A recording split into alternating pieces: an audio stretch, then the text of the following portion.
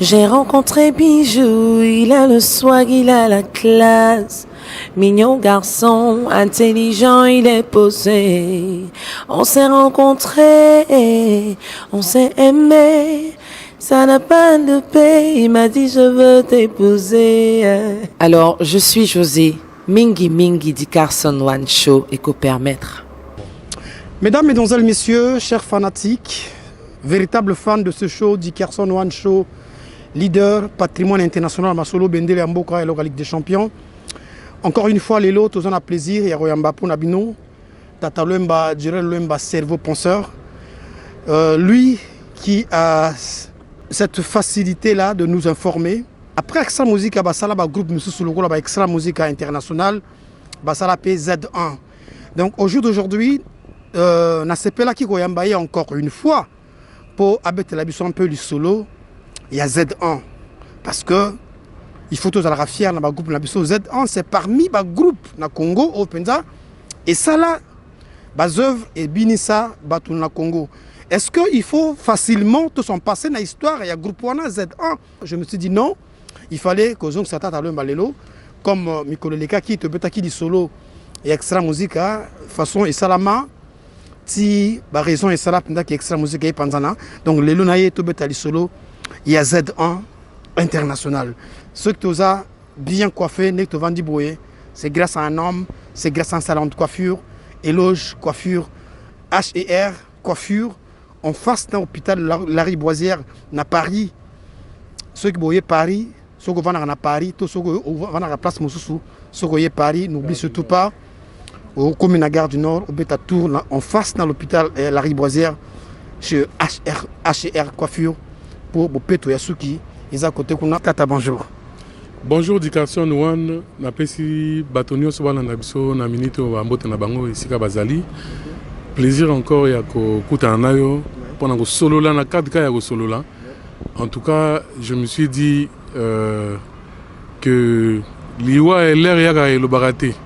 Donc vaut mieux ton na bomo soki ma solo ezali to solo là déjà quoi parce qu'on sait jamais dans le cadre wana. Et puis, en tout cas, Nabana Nyonso ya Congo, boyeba que ça dit que moi na yamboka éloge. Soki ozana besoin ya suki bakata yo suki ba bongsa yo mutu. Toza bongo na salon de coiffure ya bisomo ya moi na mboka éloge. H et R. Salon pena donc ya siki quoi. Vraiment. Voilà. Tata Lemba, je pensais te faire revenir encore et toujours. Na plan pour ezali ki tala ya Congo bako sayote soko yemi kili olekine mission te donc okenda ki mikilité soko ya ki mikili Paris, Marseille, Bordeaux, Toulouse, Strasbourg, Rennes hein on peut tolo baka mikili kaka France soko ye France batalio awate donc ya ki France te okenda ki na yo na Maroc na Casablanca beaucoup na pe moko ba parler ya Maroc et ko na kana mikili moko na pire esprit ba parler akuna et ko kana nord donc ceux qui famille na bino loba ki azam musicien to famille na bino azala producteur o famille na bino ceux qui mutu ya art alors bino bino ki nord bo moni ate donc akosa ki bino ya ni nord.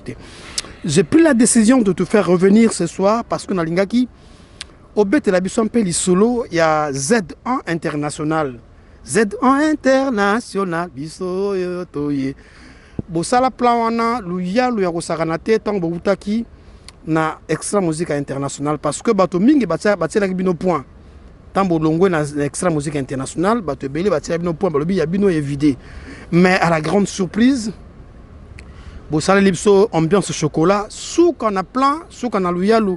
Mais je suis plutôt intéressé les logoyeba ndengani bosalaki groupe wana. Quelles sont les raisons qui vous ont poussé ya kolongwa na extra musique international bokenda kosala Z1 international bozaki bino combien nani penza azali fondateur ya plan wana? Merci du Carson wana pour la question na yo.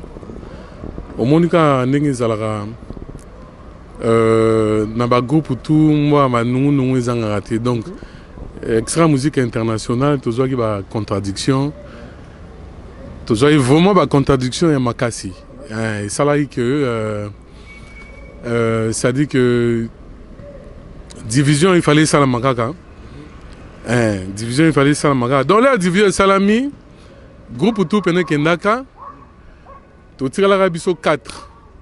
Vous en comprenez? Tu tires l'Arabie 4. Bana Congo, vraiment, besoin d'un esprit à ma bête, besoin d'un esprit à bien, parce que depuis toujours, Ata Moutoumoro, Atikala Koloba, ma solo OET.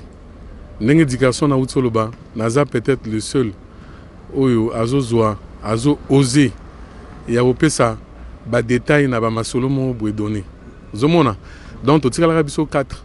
Donc, 4 personnes, Ezaïnga, Ezaki Cyril Malonga, Ezaki Pinochet Thierry, Ezaki Régis Touba. Indou Sapena, na Zébiso éducation, Indou Sapena, les cas extra musique internationale, wana. Donc, bana maman, ba tamola pena, donc, parce que Total aussi, ça dit que tout ça, premier album, extra musique internationale, premier album, Ezaki Super Hélico, Moni, Super Hélico avec Marc 9, verset 23. Donc, l'air Super Hélico et l'équipe, il fallait préparer deuxième album. Deuxième album, on a Nungu Koti. Indou, ça peine dans Bana Maman Batambola. Batambola, Bali Passa, tout ça. Pour Masola Nord. En fait, je me rappelle, Nena Zaka Lisolo Nango, l'époque où il fallait Bokenda, Boyana Nord. Bozara en fait n'a pas visa n'abino tout, il fallait Bokenda Nord parce que Boyana a contrat là, monsieur Simon, Simon, Prod. C'est que Baya, Babenana, Batseka Bino. Oyo Pendape, États-Unis, ça la crie dans 4 17-3. C'était pas l'amusement. Donc, tu vois, pendant une ça. Dans le sens où on a vraiment une ça. Donc, du coup, là, tu as l'épisode 4, on vous l'appelle bêta jour en haut. Un jour, on vous l'appelle bêta. Et on dirait moi bénédiction. Pas moi, ils bénédiction parce que vous l'avez vraiment bêta jour on a. Donc, la soirée, on a Sigoyo. On a au Togo, ça la sous réunion. Qui est tout le bac. Non, bon, à partir de l'autre, tout ça. Mais, à la veille déjà, il y a un jour où Banama et Batamolagi, tu y a qui est groupe et Zalsouté. Par rapport à un problème, tout ça, il y a un groupe et Zalsouté. Donc, là, en tout cas. Fin de carrière. Fin de carrière, fin de série. Société, vraiment, ils ont quand même apporté Nango. Donc, si Mamikola, vraiment, il faut que Luka, Banzela Moussousou, que Luka. Moi, Ebela. Mais est-il que nous, de notre côté aussi, on se disait, bon, Ndengeza Boué, toi, Mibali, toi, combattant, Ndengepé aussi la Nango tu continues à ma solo, tu continues à pour Ndenge ma solo qui est Boué, et osons à souci maté. Donc, pression a tellement ma cassi, et puis, tu peux faire un go. Donc, tu crois que osons à souci maté. Donc, jour où on a. Na soir on allait Banama et Batamboli. Et puis à la prochaine fois, peut-être au bêta ma solango na profondeur les caras tout ça. Mais pour l'heure en bref, là Banama et Batamboli biso tigali. Bon on s'est dit bon, na minute où l'air comme peu musique, il est peut-être à 0 heure tout ça. Donc nous là. Je crois ce qui le lendemain ou bien 2 jours après, je crois quelque chose comme ça. Régis Touba, à l'équipe à télé. Régis Touba, à l'équipe à télé. Après, c'est annonce que non, bon, mouvement, tout ça, machin, et. Ça dit, beau, tout, côté mouvement. Annonce à recrutement. Voilà, annonce à recrutement. Mouvement, vraiment, on est sur la rue Owando, tout ça, rue Owando 88. Si je Cyril Wana. Je suis Cyril Malonga. En tout cas, Boya Wana, tout ça, mouvement, ils ont continué. Mamakela tout boyoki ke mouvement Panzani tout ça non mouvement Panzanité extra musique internationale tout ça na rue Wando tout ça continue ma solo donc Makela tout boyoki wana bana mainde ba bimi na mouvement mais mouvement ils ont continué nango donc boyo tout o ayemba ka o beta ka sok banini aya mouvement tout ça là ba recrutement tout ça bon o azana capacité na ye ba ko retenir on a sika bo recruter ba Levison gouverneur bo recruter na ba Pacheli bari moi belé bo recruter voilà donc ezaki serait il y a musicien on a tout tanga on a ba Pacheli ba Levison ba David Le Saint ba petit Christian Nabas Ah, venant Olivetti, levé son gandi là. On a batteur na bina époque. Vraiment batteur abetara tchekele. Et puis il y a linga ça peut trop. Après non qu'est-ce n'y a pas ça peur. Na émission qui tendi, pena donc religion qui tendi toujours. Il y a Blaise Olivetti. Donc c'était un peu ça.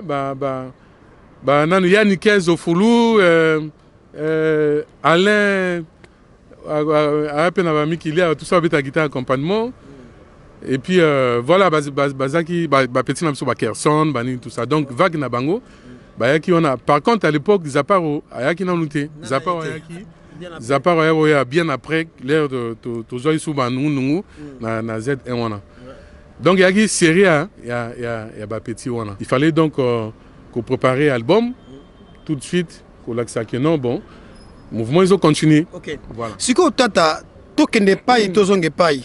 Oyebi mokili oyo etongama na bato beleti muta tonga mokili banda mokili na ya mutu moko grand prêtre Seigneur Kolonzambe. Grand prêtre Seigneur Kolonzambe ye muta ya na indusa na ye muta ya na boule na ye au créer monde. Asali mokili, asali ba angelos, alobi créons l'homme à notre image. Inde azubula ko sala biso na image na ye. Mais qu'on le veut ou non, Z1 wana comment il faut zana moto apna zaki bula ko sala ngo. Nanaza bouliste ko créer plan wana. Mais qui boulit, c'est un n'a expliqué qui boulit, qui est non, moi je ne reconnais pas quelqu'un qui était chez lui, qui a appris à.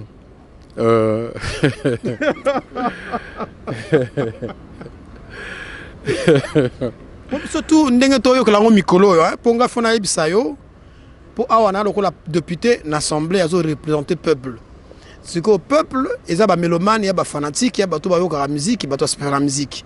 Mikolo, on dit que il y a que mouvement Z1, il y a que ça registre tout, il y a un mouvement, il y a des leaders, après, si vous avez un mouvement, si vous avez un mouvement, la dernière fois, on a eu ça qu'on a beau vivre, il y a une déclaration, on dit mangoté. Donc, Nazo Senga, vraiment, monsieur Régis Touba, place Azali. En tout cas, que ce soit pour la première et la dernière fois, que ce soit pour la première, que ce soit pour la première et la dernière fois, à l'Obarakeye Moutasala Z1 International, que ce soit pour la première et la dernière fois. Parce qu'il faut respecter les autres. Quand on te respecte, on te donne du respect. Également, tu as aussi cette opportunité-là de respecter aussi les autres. Moi, je lui donne cette opportunité de respecter les autres. Parce qu'il ne m'a pas respecté, il n'a pas respecté Pinochet Thierry, il n'a pas respecté Cyril Malonga. Parce que là, on parle de l'histoire. Ouais. Tu vois, on parle de l'histoire. Il ne faut pas n'habiter Batumsusu pour Nini, Balingi Kaka, Matalana, pour Nani, Balinga Okitsa, Baninga.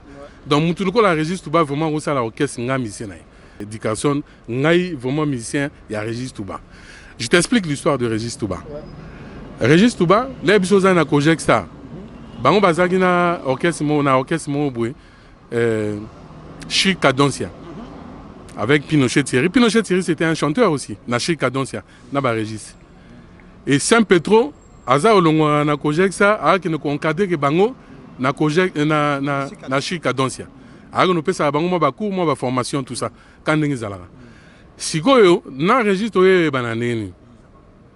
Parce que même cette histoire-là, il est incapable d'expliquer ça, mais c'est son histoire. Quand il est incapable d'expliquer ça, Azo Olaga, qui est fondateur et Z1, il est fondateur. Je vous explique l'histoire de Régis. C'est comme ça que Vieux-Ma Vajan Juif n'a pas de côté à Nabraza. C'est comme ça que Vieux-Ma Vajan Juif, il y a boulé na Saint-Petro, ça concerne mon bout et tout ça. Donc, Kojek Star, na Chika Donsia, ça dit que tu as un podium Mogon. Bon, pendant Saint-Petro, il est un formateur en Abango. Ça dit occasion pour la performance. Il y a beaucoup de sala, il y a beaucoup de pesa, neni nous simba. Ceux qui ont assimilé Kouroupa. Voilà, ceux qui ont assimilé ou bien ceux qui niveau na bango pesa neni tout ça. Donc on a joué ensemble. Concert Moboé, tout ça, on a évité sur les années. Talangaï, Namikalu, des choses comme ça. Je me rappelle plus, ça fait plus de 20 ans aujourd'hui. Tu vois, donc tu se retrouves à la concert, et puis, étant vrais musiciens que nous étions, donc Bisso Ben Soumontis, notamment Ngaï, Roga et puis SP, tu repérais moi na maï, tu ota la bango, moi na maï, abina bien. Moi, la maille bien, bien, tout ça, machin, mais il danse très bien. Donc, du coup, série, c'est quoi, Toyo, comme la matanga, les Totiki viennent à Bisso, ma va Jean-Juif, Toyo, comme la matanga. Et puis, ça m'a que,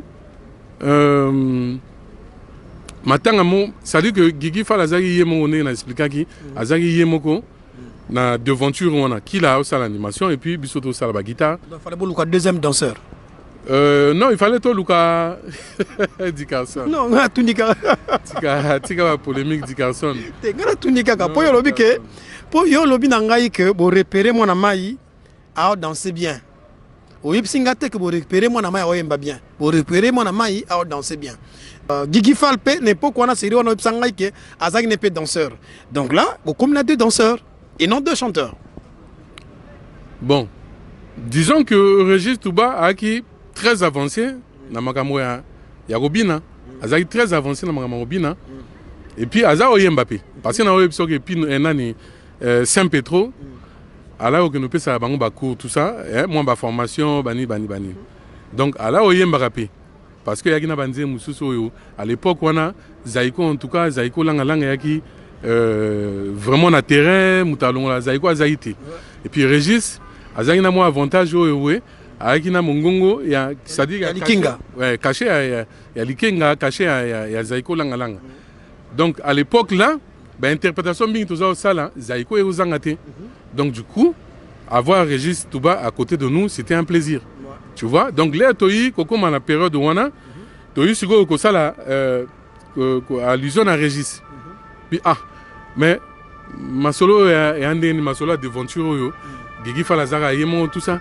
Mais master mususu wana wazara na orchestre wana ya Chika Danse wana Régis wazana Chika Danse wana Régis. Ceux qui t'ont contacté Aya et vous en avez pas mal comme azara pena moi luke tonaye bien tout ça moi thème vocal pe à Zaiko banini donc toko exploiter moi mouké. En ce moment-là, c'est Roga qui dit. Moi, je précise bien mes mots, j'affronte la vérité là. Donc, si il y en a la vérité, mais je suis en train d'affronter la vérité là. J'affronte. Roga, il est là, il n'est pas mort. C'est Roga qui dit nayebi, na lekanga jour mon bon Dieu, na potal tout ça quelque part mon boué. Na monara moi na mai na moi parcelle mon boué. Parcelle ango na iso na lobi na zongi la wana na repérer ango. Oh, au Congo repérant, oh oui, tu n'as repérant. Tu as vu ce qu'on a un SP, tu as vu ce que bon, n'est-ce pas? Yo kenekaka, au luka parcelle en yo monara wana, au kota wana. Soko monier, bete ma solo, aya nzonding. Aya nzonding. C'est pas grave, tata, tu mais la wana te parce que wana autant bete la du solo, il y a le solo c'est l'anyo, il y a ndenge penza histoire ya Régis Touba c'est l'anyo. Mais tata si on a ngana bandé Nani? Non, il y a selon Haïti, il y a selon histoire. Parce que là, selon. Non, il y a tout bas, il y a peut-être solo Missoussou. Donc, à Coco, le contraire. Encore vient en rapide, c'est Thierry. Le contraire était parce que la fois dernière, je l'ai suivi. À Betara Lissolo, qui est à Monaga Roga et Panaye, Roga Moutaïra Gozoye. Mais il y a habité que Roga a été mandaté. Roga est venu chez lui, oui, mais Roga a été mandaté. Par Durel Lemba et SP Basse. Il a été mandaté. À la la mougité que non, Roga a dû aider à aussi l'orchestre, à Zolo comme musicien, à qui pas Régis Touba. Non, Roga a été mandaté par Durel et SP Basse. Tout ça, il a besoin d'ailleurs, à la devanture, on a, bon, ça, moi, Jean. Donc, il est venu, c'est comme ça, dans ce contexte-là, que Régis Touba, Toyigoye Bananaye, officiellement. Ok, là, je comprends. Est-ce que, dans le contexte où on a Régis Lelo à l'Obakeno, je dis bien que ce soit pour la première et la dernière fois. Mais ça y est pour rien. Oh, histoire de bêta, histoire extra musique. Je te l'accorde. Mais ce que tu bêta dans Z1. Maintenant, par rapport à quoi il y a à cause de la créateur à plan en anté. Il y a des choses que nous avons créé plan, nous avons boule. Pour beaucoup de rater webino 4, malamoga bon, tout ce boule tout ça là. Il y a ce qu'on a expliqué. Au moins, il y a un autre épisode qui est au tir à la 4. C'est-à-dire, je me suis permis à quoi expliquer l'histoire où on a. Ça dit qu'il y a éclaircir le peuple. Peut-être que Bago Zapena même à Kansigo. Pour Nanini, Durel a expliqué que l'histoire où on a pendant que il y a l'histoire n'a été. Mais il a expliqué que le contexte nini. Parce que dans cette histoire-là, il y a idéologie, il y a sous-traitants. Il y a des sous-traitants et il y a... Non, là, tu rejoins l'autre. Je ne rejoins pas l'autre. C'est-à-dire qu'on a mandaté Roga d'aller le chercher. Voilà, c'est différent que voilà, et tout ça. C'est comme ça qu'il est venu dans cette histoire-là. Donc, on n'a aucun cas, il y a Gros Alake, il y a Fanny Boué, a eu Pancarte, a commis ici, Régis Touba recrute les musiciens. Après, durant le Maïna Guita Anaye, Régis Ndeninayo, ça la tête. Il faut respecter les gens. À un certain moment, il faut respecter les gens. Ils étaient parce que tu as eu l'opportunité de parler, tu as eu l'opportunité de donner peut-être tes informations, qu'il faut profiter en ce moment-là de rabaisser les autres, de faire à ce que, de diminuer les autres comme si, c'est-à-dire que, Monsieur Dickerson One, nous on a été quand même sortis d'une formation énorme. Donc aujourd'hui, je ne peux pas me permettre, par exemple, donc Régis Touba, place à Zawana, et ça l'a bien été à Sala Z1 international. Donc comme si on a un petit musicien quoi. On a plaisir tant dans chaque émission on reconnaît la valeur il y a San Petro. Vous avez belleté quand même comme ça à San Petro vous reconnaître la valeur na ba Léo Vengazi ou ba fabriquer ba façonner ba guitariste belé na Congo mais c'est difficile au moins dans la télévision un guitariste ou soit disons un grand prêtre mais abeta les solo à Léo Vengazi ou abeta les solo à San Petro c'est quand même étonnant et puis il y a forme un peu ingratitude hein. Non mais éducation moi na mokili mutazana éducation na ye mutazana manière na une façon na ye. Ça c'est une marque déposée du Réal Wemba. Je sais que les gens ils disent que les musiciens c'est des personnes très ingrats. Mais moi, j'avais décidé d'être un peu différent. Voilà, d'être un peu différent, de fuir un peu cette ingratitude-là. Donc, vraiment, ils ont une option et à reconnaître vraiment bien fait à Batou. Parce que si je suis du Réal Wemba aujourd'hui, c'est grâce à ces personnes-là. Je le dis haut et fort. Donc, au Zuba Léo Vengadi, au Zuba Saint Petro, au Zuba Mava Jean Juif, parce qu'on a l'équipe dans ma boque, on a Bango, j'ai appris des choses, j'ai appris vraiment le travail et Naleki n'a pas chorale Saint-Odile, voilà. Donc c'est ça qui a fait de moi aujourd'hui du Réal Wemba et je reconnais aussi la valeur de Mukondi Edgar Gaya, vraiment Mukondi Edgar Gaya, d'une idée production parce que grâce à Nabango, Sogi Batiagi, Balar Nabango Te Babisoboyo, vraiment kasi na évité musique on a extra musique et l'ingé suka wapi. On a même lancé il faut reconnaître un peu effort, sinon apport médiatique. Il y a Viennabiso Médard Milandou, il y a Mémé parce que je sais qu'à l'époque où on a Nazaki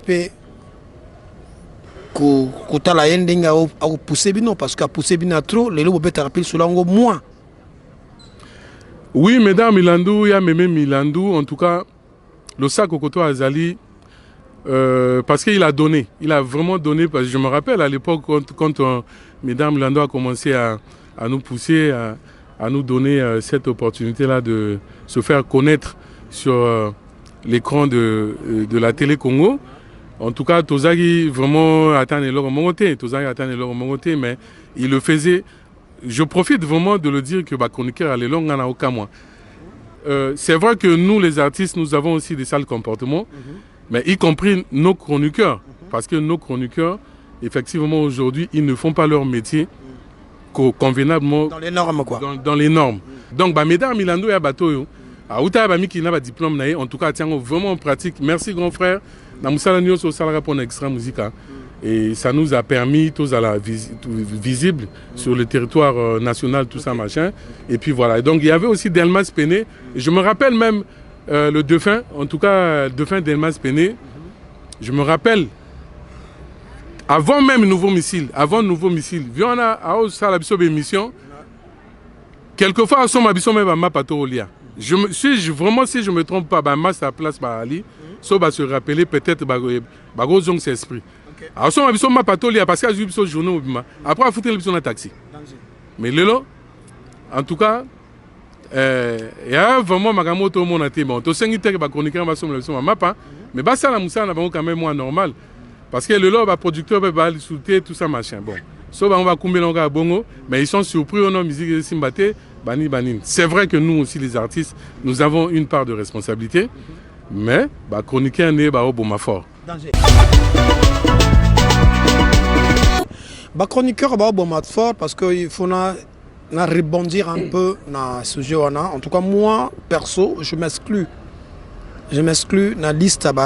Il y a certains chroniqueurs au bazar na pratique na bango o yebeli bango et ça les na bango pe o etali bango yebeli bango. Je m'exclus parce que na koki pe na zapi na droit de défendre mon toit parce que aujourd'hui par le simple fait que na bima na Congo na yo tala siko pe bilongi ya bato na bisale ya bato misusu.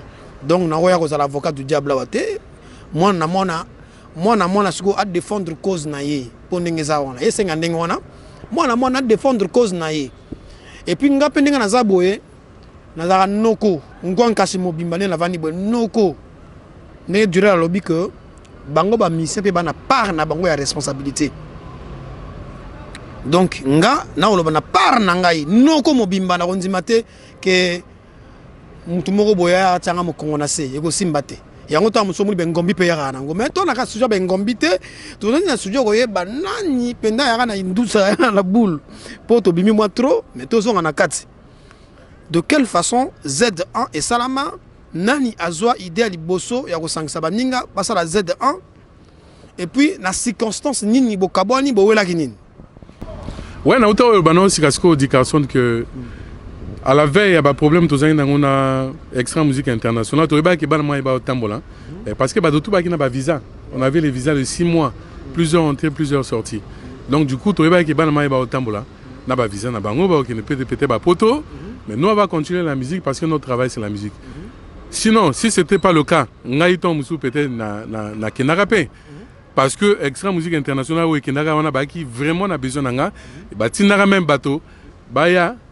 Et tata tout tout ça machin yakaka tout comme la masolo yo bana mai tout bana problème na yote yakaka tout ça machin registre wana il faut agno comme banin nazo ebisa yo ezaki na bine zaka registre ezaki bongo ye faut agno comme banin non moi je suis pas quelqu'un qui rentre dans les histoires c'est-à-dire il y a parti pris ya bani non je trouve que ndenge masolé salma bien te bokeneka kanga na alia tisuka.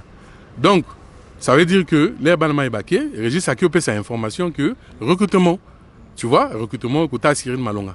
Mais tu ne peux pas dire que tu as créé ton orchestre et pas à Cyril Malonga. Donc Cyril Malonga il travaille na yo. Azagi musicien na yo déjà, tu l'as recruté en quel moment? Cyril Azagi ko beta na église c'est quoi? Ah d'accord. Non mais Cyril ngam to na contacté, ngam na contacté le to kabwani na le grand extra. C'est moi qui est allé chez Cyril, na solo ma solo tout ça.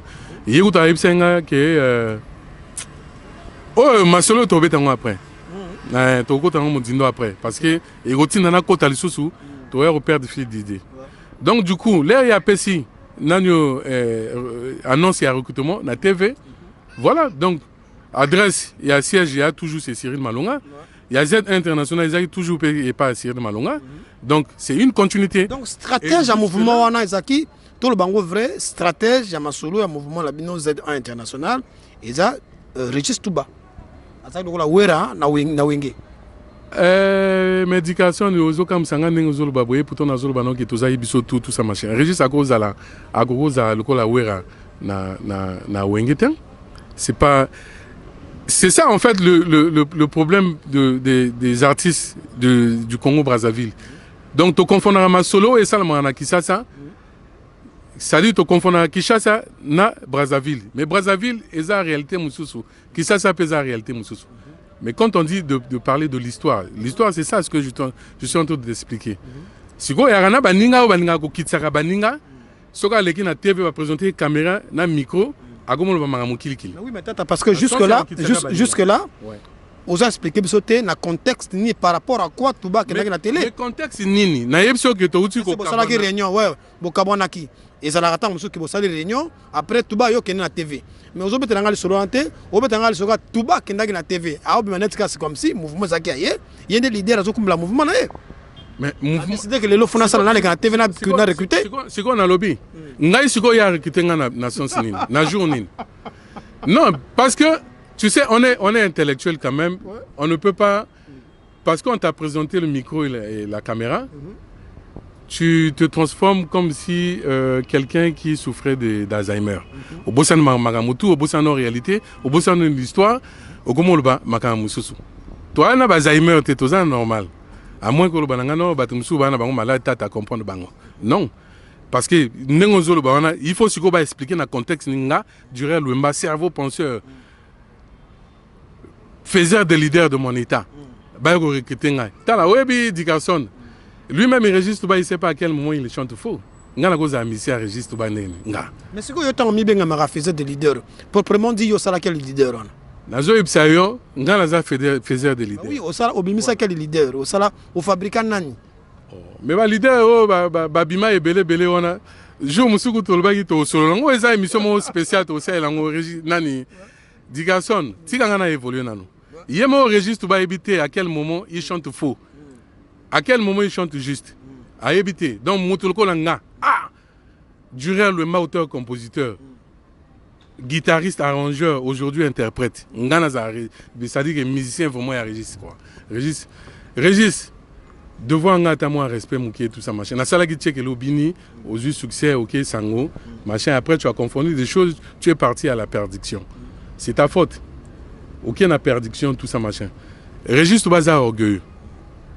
Aza orgueilleux na landa émission à salaki tout ça à sala ba émission ebela loba ngo pendant ba mona danger mais on a ngana yebi que seul orchestre au registre ba salaka et aki il est au Gabon ici on a Z1 international aki au sala orchestre mo boy Z1 international on les a une orchestre naïe akene na ya nikezo fulu après ba du ba petit musu kuna tout ça machin 6 mois après ba sali réunion ba bengisi na mouvement ba mission aye o ya recruter ba bengani na mouvement na yemoko na mouvement na yemoko oye a recruter parce que là-bas il était chef il était le seul chef il avait la décision finale tout ça ya makamunaye voilà seul mouvement na yebi ki yazaki ça dit que fondateur ni mouvement wana mais ce que bino bokabona na contexte din Z1 pour RMO pour tout mabato mabe pour longo excellent musique pour ça excellent musique international pour longo excellent musique international beaucoup ça la Z1 pour mabato mabe kara bokabona ce qu'on a contexte ni bino siko et là on y panza bino mais to kabana contexte ni contexte ya ko wele lati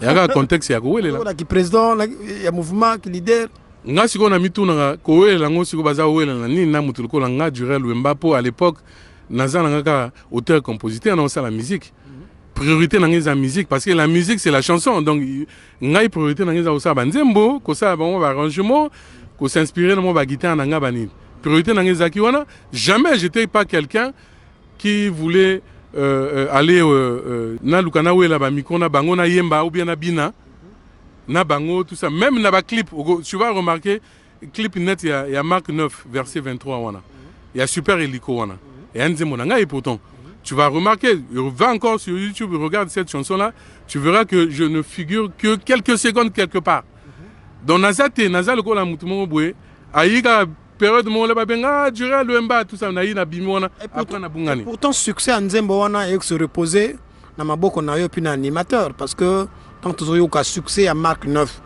ils en a beaucoup il y a guitariste na animateur États-Unis ben voilà pourquoi une raison de plus pour te dire que bah chanteur en abisso c'est vraiment bazara benga parce que souffrance au biso to souffrir que pendant que ça la bango musique wana ou epé ça la bango ba succès wana jamais na uta ko ebiso que l'extra musique internationale plutôt l'extra musique l'extra musique le grand extra musique BPL la différence vous avez 3 personnes dans la musique et extra musique Durel Wemba Roga SP basse mais jamais aucun chanteur n'a évité à peut-être émission sur la talate mais jamais attends moi merci que non merci vraiment la musala merci la musala bosala musique vraiment bosala bani ngala mona nga émission sur na kini wana bakumisa batu na bango ope basala tom su bakabona bazape souti na yoka net na masola ba wenge musique wana le makaba bani ba passion kusangila so ba titina na yoka yango mais jamais danger mais siko tata tan yo lo baraboye masa ba masa mi bale wana basala nanu na Brazzaville kuna bazananu donc na moni neti mukolo zali pinda ko kendi pa na bango kutani na bango susu bobeta suba bali passer na bino bo sala so ndengo za ko sala na lo bango na contexte que bato ba yeba que mosala o biso to sala to mona pe passer au monde nzembo ya registre ba wana nzembo Angela wana ngana sala solo vocal mo wana ya Gigi Fala wana Gigi Fala imba solo vocal na sala solo vocal ya Gigi so na ebiso pasi na mona pena pona sala solo vocal wana on dit mangote jour wana nazai pena to tom so ba 15 ans na expliquer au contexte na okenezando mère na biso atini biso na sala zando na so mama musika na ngai bani kandingi zalaka na okenesiko zando à l'époque wana magnétophone na zana ngote à l'époque wana ba portable exacté pour na inspiration sur yi okanga mais tous na répétition na ba 16 na ba 16 heures tous na répétition na ba 16 heures mais nzela zando wana to apena sur ba 11 heures sur ba 10 heures ngana zo kenezando inspiration nzemo parce que na soir ya répétition nzemo na ndé to ngaki to achevé il fallait qu'on ça va solo vocal nyoso mais solo vocal wana ngana okene nzela na okene na nzela zando nazo boule solo vocal wana ti nazo yango na nzela zando na kena na sala zando nazo nga nzela nazo yemba solo vocal wana ti na comme na palais na bongisi yango su na kang donc nazaki condamné ya koyema po ekimati donc na kanga ti na 15 heures na se retrouver na ri nzolo wana na répétition tu vois normalement on a joué guitare tout ça na kangi yango na guitare et seulement que Gigi Fala yaga à temps jour on a yaga na l'heure na bengai normalement on a récupéré yaga mazwabo Angela nanga nini na sali yo pona zanga tali loba na miso na yo li somoneni na sali pona mérité etumuya boyema nani nanga yo Mimisanga soki na zalagi yo mabe mama Mimisanga soki na salagi yo zongizo lobelela nga yo wana siko ozoluka ba droit et pas ah oui nazoluka on revendique ba droit na yo nazoluka ba droit te et ali que ba pesaka respect na bato ba sala ba musique ba koma ba star bazwa ba succès ntine bazwa ki wana mais ata merci te tozo ata merci te premier numéro ya plan oyo to comme vidango po to comme na suka espace au côté tozali to na gare de l'Est donc on a Panama pas loin de la gare du Nord donc à 2 minutes près de la gare du Nord dans un jardin au côté to par la plan pour le plaisir à mon grand frère perso propre Ferdinand Mamona vieux Fred Mamona honorable frère Ferdinand Mamona. Pour le plaisir, il y a vieux nangai wasge papier na Dol City pour otalaka pe oritalaka petit na yo el na vie comme konza mapinga et koko tinyu kukuta système en communico fi danger. Pour le plaisir, il y a Big Boss montuke na mbongo ya ndebele. Ceux qui mutana na mbongo ebele faut que dimagaye ki atana mbongo na ebele. Puis vient nangai ya Grand Tongo l'honorable François Dona le feu patron danger. Oui, mais tu sur la magamoto, le beli masola crème fraîchité. Mais on a le but que deuxième volume mes amis. Vraiment masola crème fraîchité. Grand public, Durel Louemba, cerveau penseur, berceau de l'humanité, faiseur des leaders. Na minito yo, nazo promettre bino rumba yasika, crème fraîche zoya. Vraiment, je suis en train de travailler. Quand on a le bagui tour, vraiment les alaga que malgré par rapport, ceux qui Nathalie Bino pe Bogota Langaï. Donc, crème fraîche Zoya, n'esprit à bien. Grand peuple, Bozela, Masolo Pena Yango. Et là, c'est-à-dire, Ezaka que non, Bole Ganaba Tevono, Ngam na Salaka Boyo, Ngam na fondateur ya Boyo, Ngam non, na minute où on a besoin de ça. On a un kéma registre fort. Non, il faut que ça, Na yoga même qui a commis pasteur. On a un kéma na yoga même qui a commis pasteur. Il y a un problème mais vraiment, Bapé ça y est qu'est-ce ma bonne zate quoi. Bapé ça y est vraiment responsabilité. Il y a bien, à conduire vraiment peuple Nanzambé. Hein, na nzela vraiment ya malamu. Non, ma bonne zate quoi. Te ma bonne zate. Bapé c'est ma bonne zate. Bapé c'est ma bonne zate. Batia y peine à chorale te parce que ba fille nga na ba chorale bano senga bango ba na ndako. Au chrétien ma bien. Na au chrétien te. Pourtant on bozaki na extra yo rimaka penda ke ye maloboko mulai do ye ma ba momi bani. Nazo Sogi a vraiment Régis. Bambote koto ozali, bambote vraiment koto ozali. Yoza pangi, bambote koto ozali, nzamba zana yo. Mais, ba Bible pena to otinda po, église pena, to on a besoin ba mentalité. Sogi yo vraiment contribuer dans le secteur on a, ma bezate quoi, danger. Mais quelle était la responsabilité, to comme Nasuka, bana bamfoa, Zabraville Mavoula, bana Dod City, Kingston, base ya bafer, Kingston, hein, na Kingston. Petit Nangaï de Belleville, Kingston. Vous avez constaté qu'on est obligé de partir parce qu'on est venu nous chercher. Mais on peut s'en réponse na Mbalasima. Quelle était la responsabilité? Il y avait un Pinochet Thierry depuis le mouvement. Et pendant la pandémie, parce que est-ce qu'il y a un orchestre?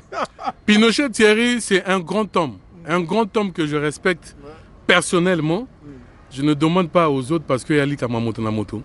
Mais moi, Durel Wemba, personnellement, c'est un grand monsieur que je respecte parce que depuis l'histoire de la musique congolaise, Pinochet Thierry, c'est le premier à jouer risque vraiment à l'université pour critiquer. Et Pinochet Thierry, qu'est-ce que tu fais? Mais Pinochet Thierry, n'a pas risque à jouer, n'a minute grand prêtre. À Soma le pan on a poto à Tonga, à Roulakara mystique, la famille naïe en tout cas Bambo TV nanga koto Zali, c'est un grand monsieur, c'est le premier qui a pris les risques dans le domaine où on est administration, il y a secrétaire général Pinochet Thierry en tout cas. Longonia, salut à toi grand frère. Voilà, salut à toi Pinochet Thierry. À côté kuna vient nanga Pinochet côté Zalarawana. Na oyela yo na caméra oyo et ça va bien donc tout est bien et qui finit bien. On dit merci na bato tout ba talabiso infatigablement de partout dans le monde. Panton la Baie, Dolizy, Brazza la Verte, Abidjan, voilà N'Djamena, partout donc on se dit à très bientôt. Bye. Non, c'est bon. J'ai rencontré Bijou, il a le swag, il a la classe. Mignon garçon, intelligent, il est posé. On s'est rencontrés, on s'est aimé. Ça n'a pas de paix, il m'a dit je veux t'épouser. Alors, je suis José, Mingi Mingi du Carson One Show et co-permettre.